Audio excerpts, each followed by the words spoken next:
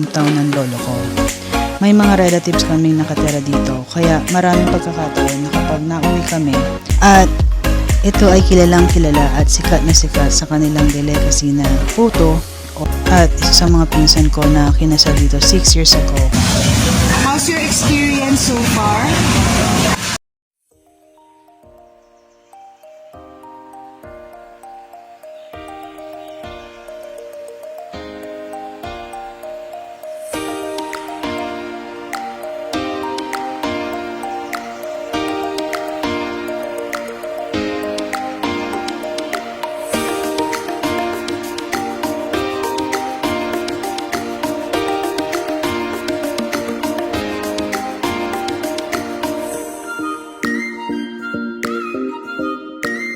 What's up guys? Welcome to 23 Jam TV. Today it's gonna be a long weekend for me because on Monday it's gonna be Federal Day in the US.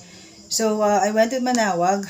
Actually my goal is to use this H2O2 gimbal stabilizer since it was delivered 3 days ago. But I end up using the action cam in shooting the Church of Manaoag, and the rest is using this phone.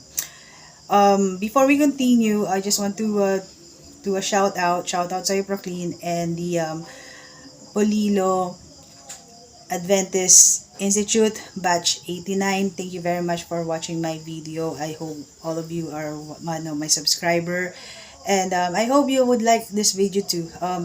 Please don't forget to click on like and share this video. So let's proceed. Meanwhile,